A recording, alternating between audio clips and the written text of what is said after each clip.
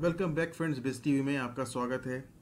दोस्तों, पिछले कुछ दिनों से मुझे लगातार ईमेल आ रहे हैं, फ़ोन कॉल्स आ रहे हैं और व्हाट्सएप पे भी लोगों ने मुझसे बात कही है कि आप बॉलीवुड के साथ जो आजकल हो रहा है, या आप कह सकते हो कि बॉलीवुड की जो जो बुरी हालत हो रही है, उसके बारे में लोग मुझसे पूछना चाह रहे हैं कि आखिर एक इंडस्ट्री कैसे कोलैप्स हो गई।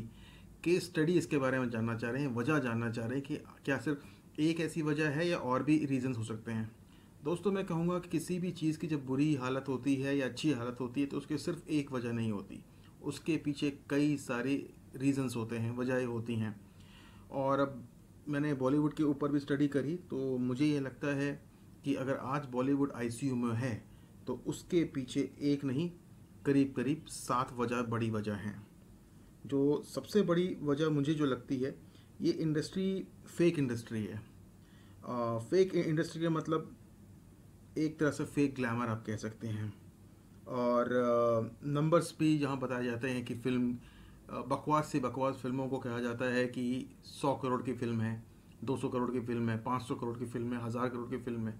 तो काफ़ी आप कह सकते हैं कि फेक बातें होती हैं इसमें, और फेक ग्लैमर ग्लैमर होता है इसमें, और झूठी चीज़ें बताई जाती हैं, झूठा है सब कुछ। आप कह सकते हैं कि ये इंडस्ट्री सिर्फ झूठ पर आधारित थी, और इसका रीज़न है, सबसे बड़ा रीज़न है कि ये इंडस्ट्री आज कोलैप्स हो रही है। जो दूसरी सबसे बड़ी वजह ये है कि ये है इंडस्ट्री, मूवी माफिया इस पर आज राज करते हैं। और मूवी माफिया कह सकते हैं कि वो लोग होते हैं जो इस पर पैसा लगाते हैं। तो कोई बड़ा डॉन इस पर पैसा लगाता है कई बार, और कई बार उन खानदान के रईस खानदान के लोग उस पर पैसा लगाते हैं, या जो अपने ही लोगों को प्रमोट करना चाहते हैं। कई ऐसे बहुत सारे ऐसे मैं कहूँगा ऐसे बहुत सारे ग्रुप्स हैं, और जो इसमें पिछले 50-60 सालों से एक्टिव हैं इस बॉलीवुड इंडस्ट्री में। उन्हीं की फिल्में आती हैं, उन्हीं को सारा कुछ पता होता है कि कैसे फिल्म को प्रमोट करना है, कैसे फिल्म को ऊपर लेके जाना है, चाहे उसकी, और कैसे अपने ही टैलेंट को ऊपर लेके जाना है। तो उसके पीछे एक तरह से उनका कब्जा हो चुका है। ऐसे कुछ 3-4 बड़े ग्रुप्स होते हैं बॉलीवुड में जिनका आज पूरी तरफ से कब्जा हो चुका है। मैं नाम नहीं लूँगा, लेकिन आप लोगों को पता ही है कि आखिर वो कंपनीज कौन कौन सी हैं। जो तीसरी सबसे बड़ी वजह है वो है नेपोटिज्म। दोस्तों, मैंने नेपोटिज्म के ऊपर पहले भी 2 वीडियो बनाए थे कि नेपोटिज्म होती क्या है।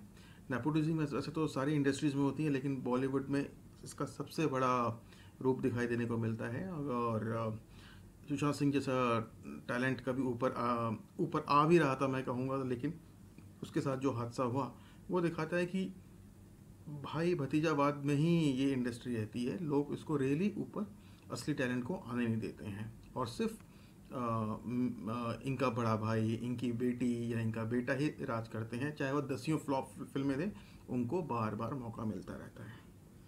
दोस्तों, मैं चौथी बड़ी बात करूंगा कि ये इंडस्ट्री अगर बर्बाद हुई तो उसकी सबसे बड़ी वजह ये है कि डोमिनेंस ऑफ पीआर ग्रुप्स।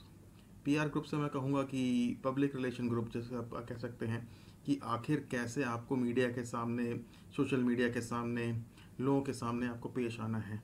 हर चीज़ बड़ी स्क्रिप्टेड होती थी यहाँ पर, कि कैसे आपके टीवी के इंटरव्यूज़ होंगे, कैसे आपके रेडियो के इंटरव्यूज़ होंगे, कैसे आपके इवेंट्स होंगे, कैसे आपके फिल्मों का प्रमोशन होगा। तो हर चीज़ बड़ी स्क्रिप्टेड होती थी। आज इन पीआर कंपनीज़ ने बड़ा अपने को डोमिनेट किया बॉलीवुड में, और आज हर स्टार पे इनका कब्जा है। और जैसे मैंने कहा, हर चीज़ बड़ी स्क्रिप्टेड होती है। फिल्म के लॉन्च से लेके हर चीज़ बड़ी प्लान्ड होती है। पहले ऐसे नहीं होता था, हर चीज़ पहले बड़ी ओरिजिनल होती थी। लेकिन आज इन पीआर कंपनी से जब से डोमिनेशन किया है, तो उसका रीज़न ये है कि आज बॉलीवुड की इंडस्ट्री बर्बाद होने पर आ चुकी है।